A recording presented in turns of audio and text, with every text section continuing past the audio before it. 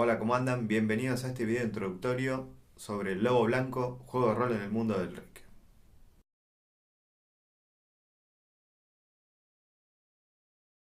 Bien, para aquellos que no conocen quién es Elric, Elric es el personaje más famoso del escritor británico Michael Moorcock. Es un personaje de una saga de fantasía más cercana a lo que es el género de espada y brujería. Y bueno, es un personaje que se desenvuelve en todo tipo de aventuras típicas eh, del género. Lo que podemos encontrar en el mundo de Elric es el trasfondo de la lucha cósmica entre dos fuerzas, la fuerza del caos y la fuerza de la ley. Son dos fuerzas opuestas que luchan por tratar de dominar en el multiverso o múltiples universos. En el medio de esas dos fuerzas se encuentra el equilibrio o balanza cósmica, que es aquella entidad que trata de mantener equilibrio entre ambas.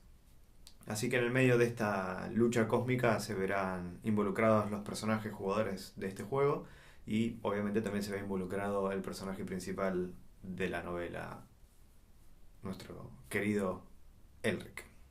Este es el manual de Lobo Blanco impreso en colores. El mismo manual lo pueden encontrar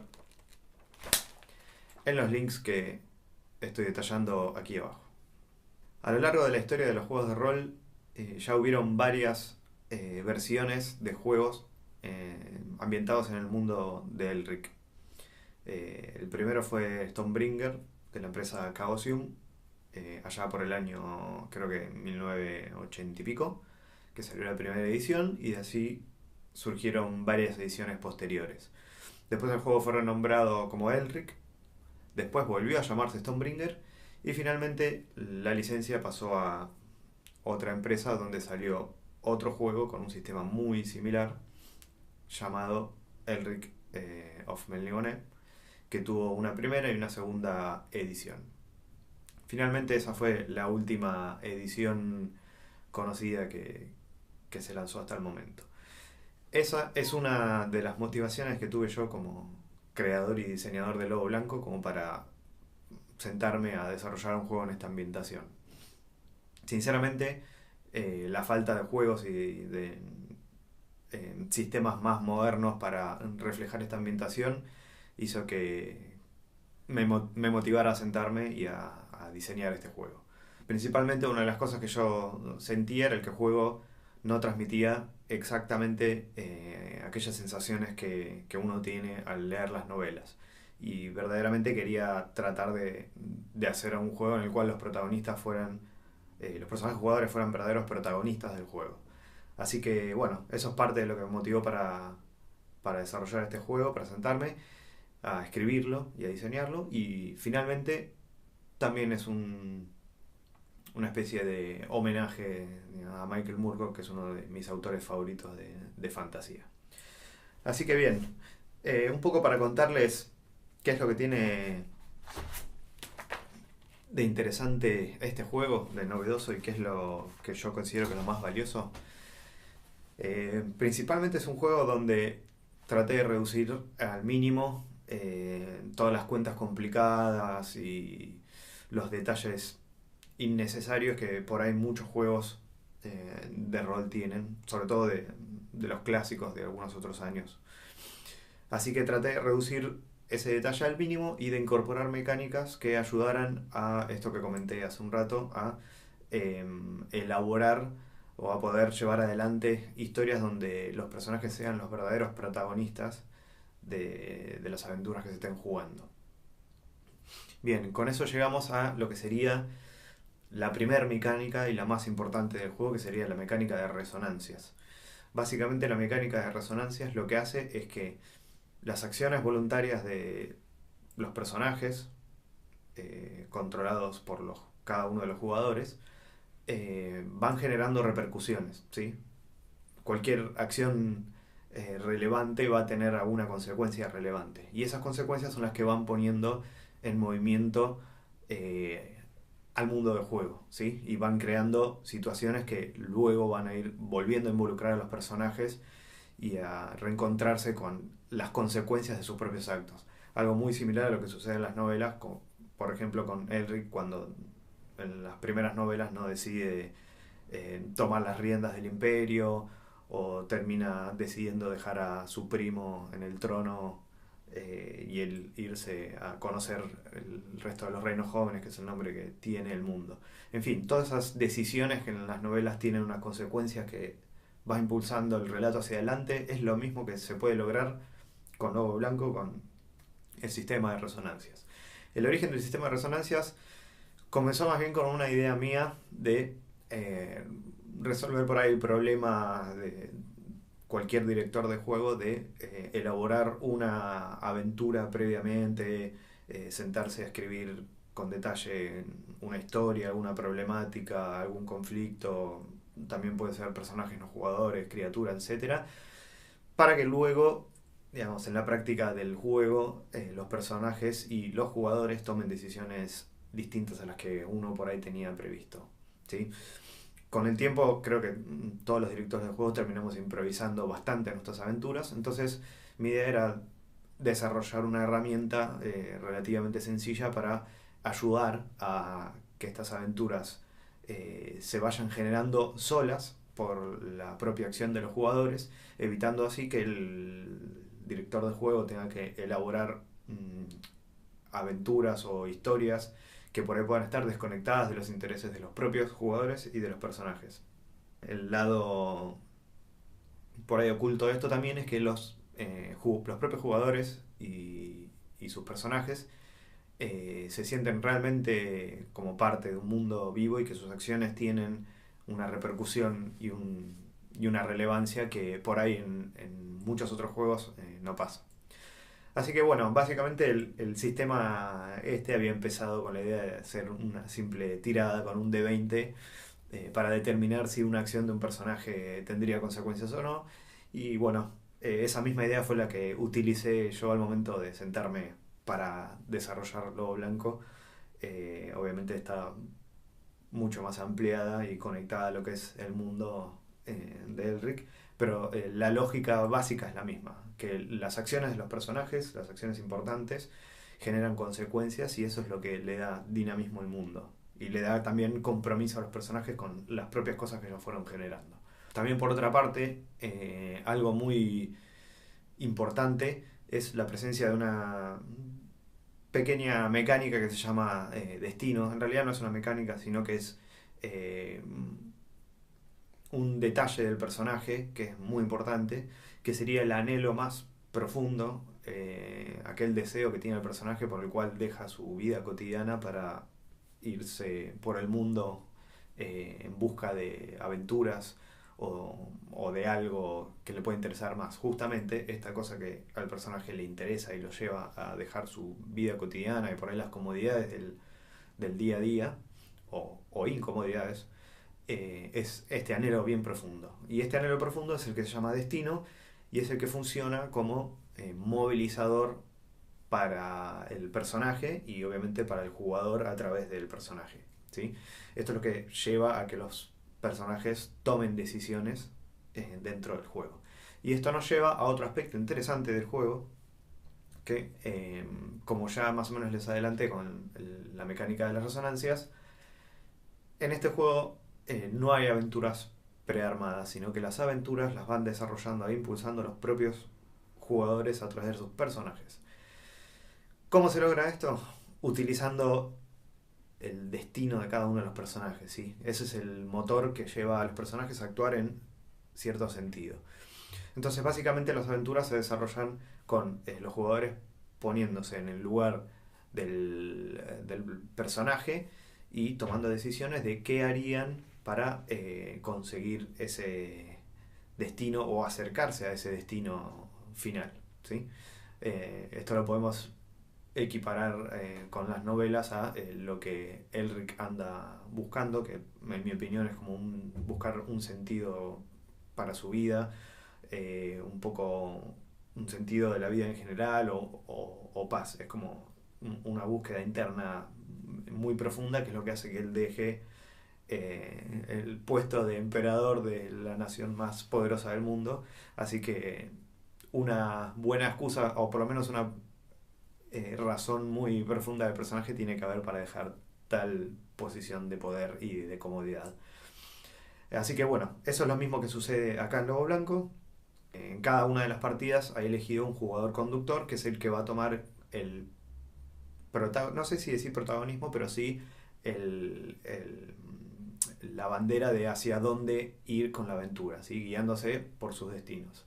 Y los demás personajes pueden encontrar con sus propios destinos eh, cosas interesantes dentro de esa propuesta del personaje, del jugador conductor, que puedan serles útiles a sus propios personajes, ¿sí? Esto también está reflejado en las novelas a través de los numerosos personajes que aparecen, que acompañan a Elric dentro de su propio destino y lo acompañan por momentos, y cada uno a veces consigue eh, premios o información o beneficios personales. Algunos otros consiguen la muerte, pero bueno, algunos consiguen sus beneficios personales. Así que bueno, es otro aspecto más que funciona dentro de la mecánica principal de las resonancias y de cómo se elaboran las aventuras, que también tiene que ver o nos remite a lo que sucede en las novelas. Otra parte interesante que yo quería lograr con el sistema de Lobo Blanco es tener combates que sean interesantes, pero a la vez que no sean una mecánica muy diferente de la mecánica general del juego y que no lleven tanto tiempo. Una de las quejas habituales de muchos juegos y también una queja personal mía es la cantidad de tiempo que llevan los combates en un juego de rol.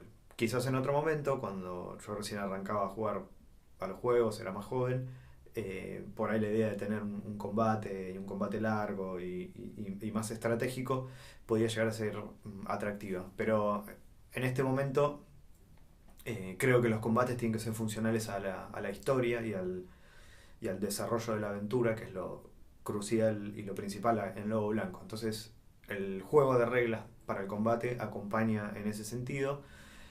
Tiene las mismas mecánicas básicas que el resto del funcionamiento del juego y a su vez tienen unos pequeños detalles tácticos que lo dejan al combate como algo interesante. El juego tiene una mecánica básica que usa un pool o reserva de dados de 8 caras. Básicamente todo dado que sale con un resultado de 5 más es un éxito, y todo dado que sale con un resultado de 4 menos es ignorado. En definitiva, tenemos una probabilidad del 50% por cada dado, así que si alguien quiere imaginarse las probabilidades de una tirada, es muy fácilmente calculable así de antemano. Bien, entrando un poco más en detalle en lo que es el sistema de combate, eh, lo importante para mí fue hacer un sistema en el que las armas y las armaduras no tuvieran tanta relevancia en el resultado de un combate, ¿sí? Muchas veces lo que pasa con varios juegos es que el tamaño y el tipo de arma importan más que la habilidad del combatiente. Está lleno de juegos en que uno, por ahí, por cómo desarrolla el personaje o cómo lo arma al momento de jugar, le gustaría usar un tipo de arma, pero cuando uno arranca a ver la lista de armas o de armaduras, simplemente ve que es muy pobre el daño o la efectividad de esa arma con respecto a otras, y casi siempre terminamos eligiendo un arma un poco más efectiva debido a que probablemente sea un juego con gran cantidad de combates. Entonces tratamos de evitar de que nuestro personaje corra más riesgo que el resto de los personajes, sean jugadores o no. Entonces, en Lobo Blanco yo lo que hice es básicamente las armas tienen la misma capacidad de daño, lo que más importa es la habilidad del personaje. Lo que sí tienen las armas son algunos efectos especiales que dependen del tipo de arma, lo cual da una pequeña ventaja en ciertos momentos. Por ejemplo, en el combate es habitual o es esperable que los personajes combatan contra más de un personaje al mismo tiempo, ¿sí? Eh, Pueden llegar a combatir desde una persona hasta 5 personas en simultáneo, en un mismo turno, sin ninguna dificultad adicional. Pero bueno, acá es donde entran los efectos especiales de las armas. Si uno desea usar un efecto especial de un arma, ahí va a tener que concentrarse en un solo enemigo, ¿sí? Entonces si uno se enfrenta contra varias personas al mismo tiempo, va a tener que enfocarse en una sola persona para combatir y probablemente los otros enemigos tengan alguna ventaja para atacarnos. Pero por el hecho de concentrarnos en una sola persona, vamos a poder acceder a algunos de estos efectos especiales de las armas. En general hay dos tipos de efectos especiales que van a ser un efecto para las armas que son livianas o cortas, que van a ser generalmente de mayor precisión y velocidad, y las armas pesadas o largas, que en general van a tener más poder de daño, pero van a ser más lentas.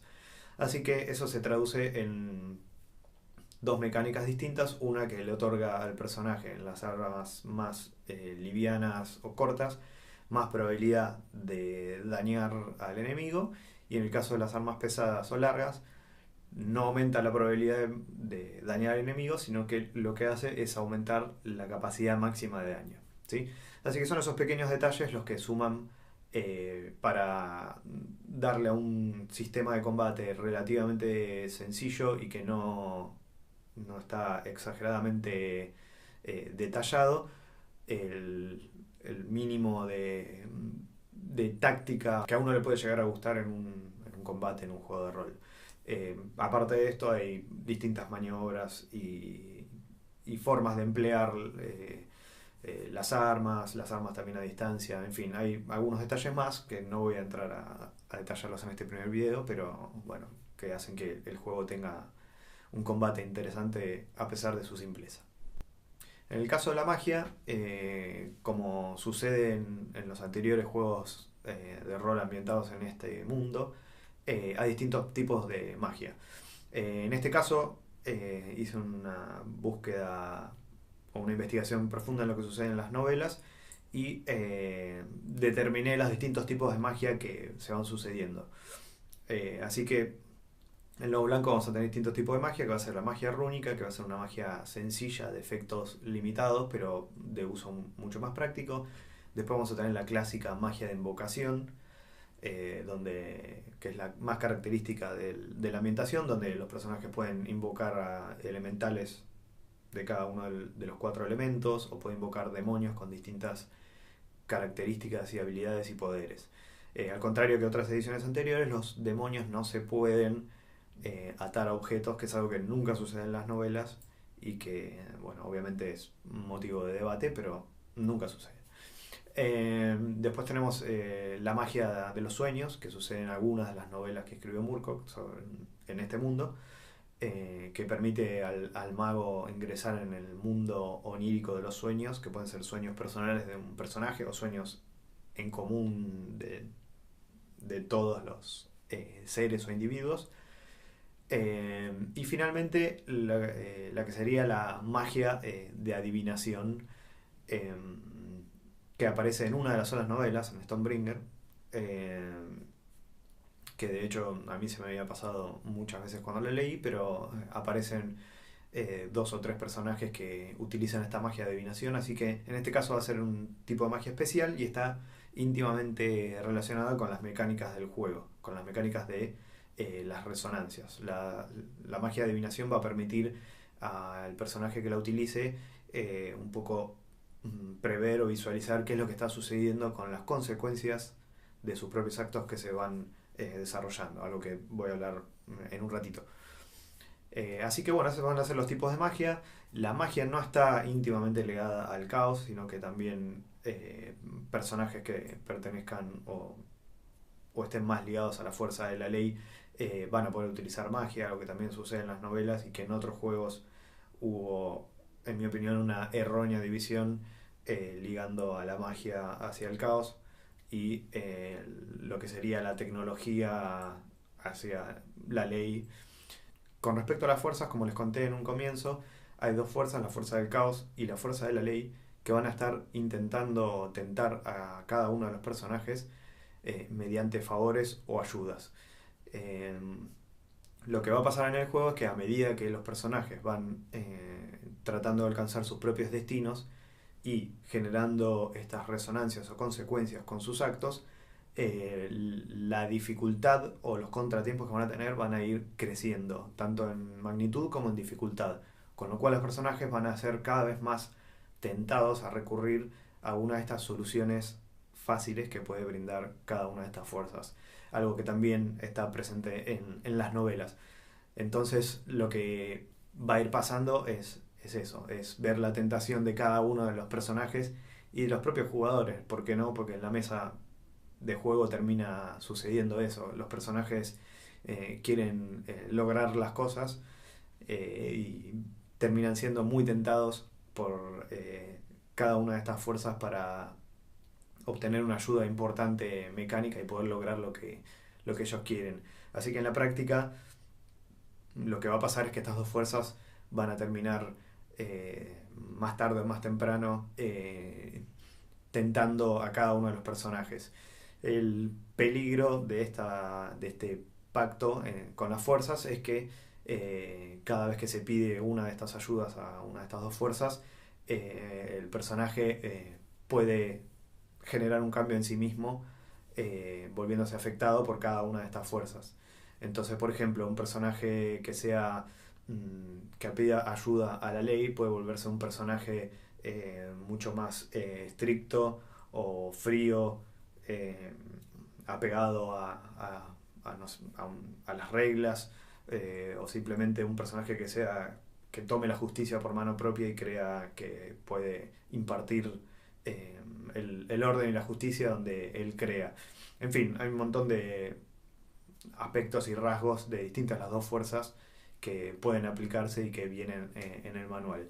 Esto para mí es una de las cosas más interesantes que pasa en el juego, ya que, como dije, es casi automática la tentación que sufren los jugadores a través de sus personajes para echar mano a una de estas dos fuerzas, y creo que logra el objetivo principal de reflejar lo que sucede en las novelas.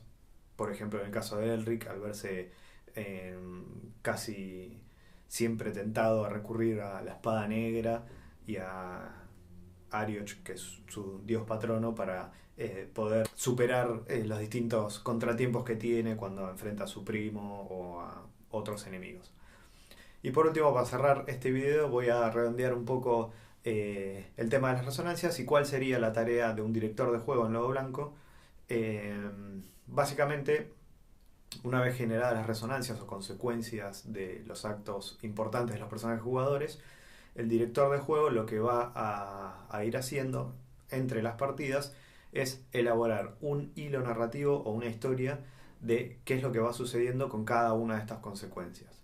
Las resonancias o consecuencias tienen distintos niveles que miden la intensidad y el alcance y el poder o la magnitud de las consecuencias de las acciones de los personajes. Cuando las acciones son más importantes, las consecuencias van a ser mayores. Y esa trama que se va generando no es solo una consecuencia mecánica, sino que va a surgir una trama. Esa es la tarea principal que va a tener un director de juego en Lobo Blanco. Básicamente ir armando qué es lo que sucede desde el evento inicial que provocó la resonancia o esta consecuencia a cómo se va gestando la situación o las repercusiones de ese acto, ¿sí? Estas repercusiones pueden quedar latentes en alguna zona geográfica del mundo o pueden ir en busca de los personajes jugadores, depende de la naturaleza del acto, pero bueno, más tarde o más temprano van a terminar llegando a los personajes jugadores, y toda ese hilo narrativo lo que va a dar es primero una parte divertida para el director de juego para ir desarrollando, no una historia porque sí, sino ya con un disparador, que es el acto este que generó la resonancia, y un poco con una ayuda mecánica a través del manual como para ir guiando la resonancia o este hilo narrativo hacia algún lado interesante. También eso va a ayudar a que, como dije, la resonancia no sea algo simplemente mecánico, sino que tenga un colorido y una profundidad interesante como para los jugadores y para el máster. Así que bueno, esa va a ser la tarea principal del director de juego o guía del multiverso, como se llama en Lobo Blanco. Bien, ahora sí, por último voy a hablar del sistema de experiencia o de recompensas del juego. la experiencia en Lobo Blanco se adquiere al momento de generar las resonancias, ¿sí? Cada vez que los personajes generan o realizan alguna acción importante, va a tener consecuencias y va a desarrollar las resonancias y los hilos narrativos de los que ya hablamos. La generación de cada una de esas resonancias va a permitir que el personaje incorpore una cierta cantidad de puntos de experiencia. Ahora bien, la clave acá está es que el personaje no puede hacer uso de esos puntos inmediatamente, sino que para poder hacer uso de esos puntos y crecer en sus habilidades, como para poder seguir generando resonancias más elevadas y acercarse a sus destinos, recién lo va a poder hacer una vez que venza o resuelva alguna de las consecuencias o resonancias que ya generaron. Es decir, que esos puntos de experiencia quedan latentes hasta el momento que vayan resolviendo las consecuencias mismas de sus actos. Así que con esto cierra la mecánica de funcionamiento global del Lobo Blanco, con el cual los personajes van a ir actuando en busca de sus destinos, van a ir generando estas acciones importantes que generan consecuencias, que a su vez van a terminar generando hilos narrativos o historias que van a involucrarse posteriormente con los propios personajes, y los propios personajes van a querer resolver o vencer estas historias que ellos mismos ayudaron a generar para poder crecer y poder escalar en las aventuras, así poder acercarse a sus destinos y tal vez alcanzarlos. Así que bueno, espero que les haya gustado este primer video. Hice un pantallazo de todas las mecánicas y las cosas interesantes que me parece que logré plasmar en el juego. Los invito a probarlo. Pueden descargarlo gratis desde los links que voy a anotar abajo. Y obviamente están invitadísimos a comentar, a hacer preguntas y obviamente si lo juegan al juego, dar sus experiencias al respecto. Así que bueno, muchas gracias y nos vemos en algún otro video.